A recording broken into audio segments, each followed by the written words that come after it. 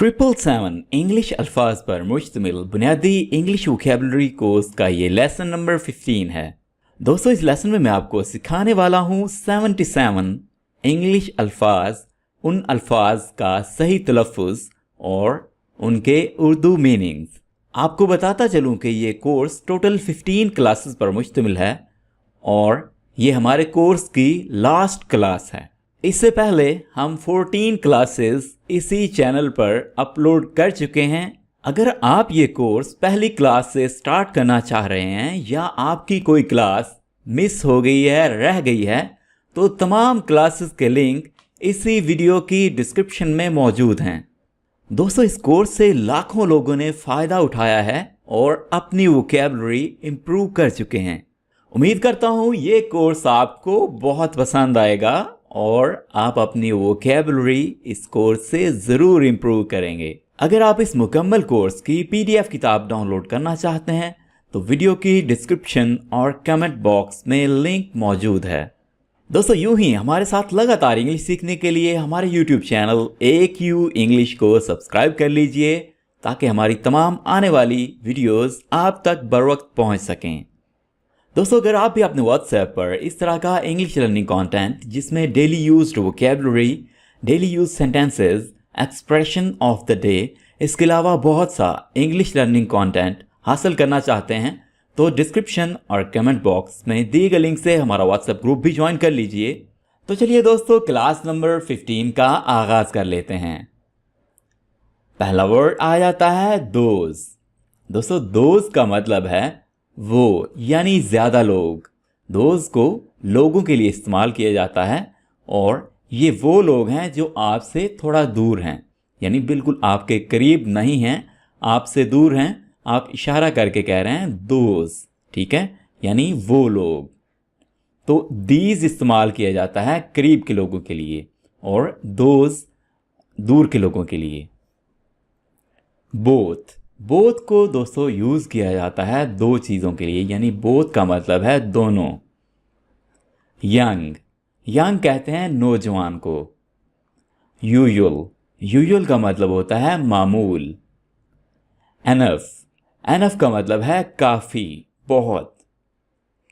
Care, care कहते हैं देखभाल को या देखभाल करना।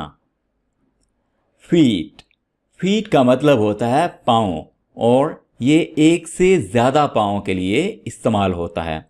और फुट जो है FOOT, फुट, फुट एक पाँव के लिए इस्तेमाल होता है और फीट दो पाँव के लिए या दो से ज़्यादा पाँव के लिए इस्तेमाल होता है। ऑफन, दोस्तों ऑफन में T साइलेंट है। इसको वैसे तो ऑफ्टन भी पढ़ा जाता है और ऑफन भी पढ़ा जाता है।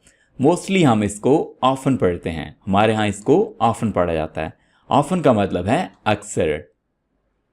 मार्क, मार्क का मतलब है निशान। ईज, ईज का मतलब है आसानी से, आराम से। गॉट, गॉट का मतलब है मिल जाना, हासिल कर लेना और ये गेट की दूसरी फॉर्म है। गेट की सेकंड फॉर्म है got. Get, got, gotten.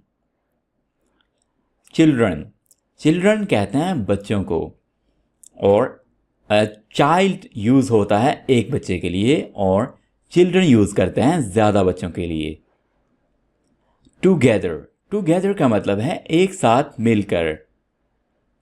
Sure, sure दोस्तों ये वर्ड यूज़ किया जाता है जब आप किसी बात से मुतमिन हो, आप किसी बात पर ये कहें कि बिल्कुल ये बात सही है, ठीक है, आप पुरएतमाद हो, आप मुतमिन हो, तो आप कहते हैं श्योर।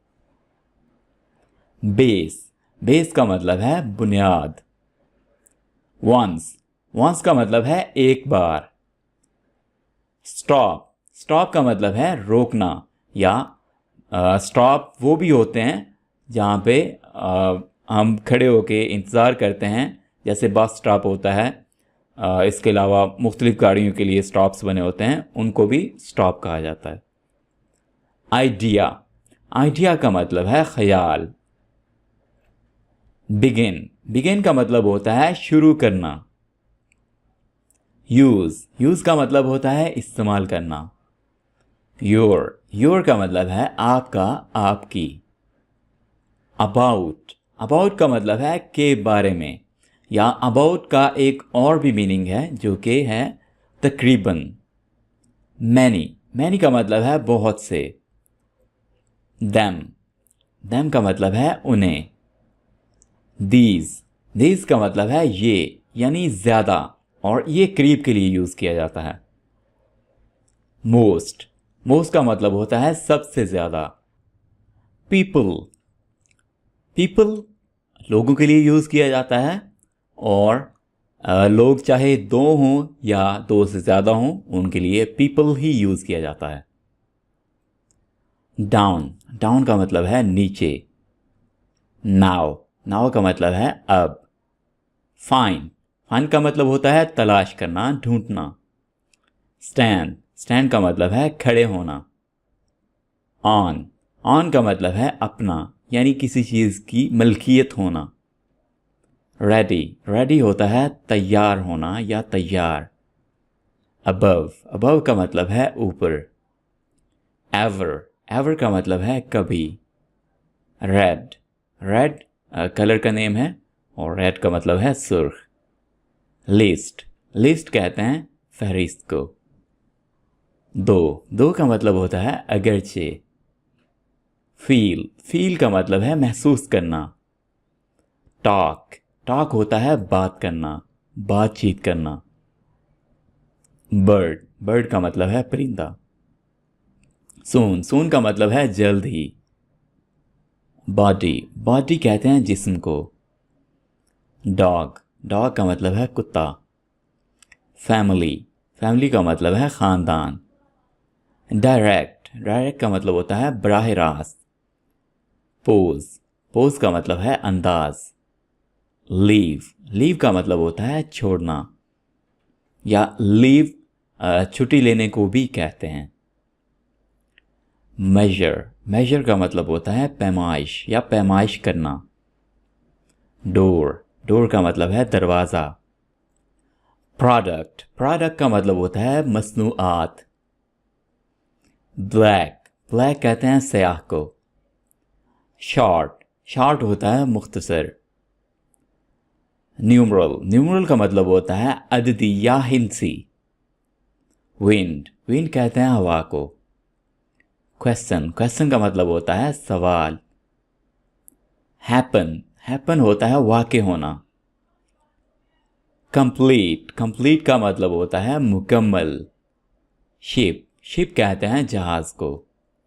एरिया होता है इलाका। हाफ कहते हैं आधे को या निस्फ को। रॉक का मतलब है चट्टान। ऑर्डर का मतलब है हुक्म या हुक्म करना। फायर का मतलब है आग। साउथ कहते हैं जनूब को। प्रॉब्लम का मतलब है मसला। पीस का मतलब है टुकड़ा, हिस्सा। टोल्ड का मतलब होता है बताया, और ये टेल की सेकंड फॉर्म है। टेल का मतलब होता है बताना, और टोल्ड बताया। न्यू का मतलब है जानता था, और ये नो की सेकंड फॉर्म है। नो का मतलब होता है जानना, न्यू जानता था। पास का मतलब है गुजरना।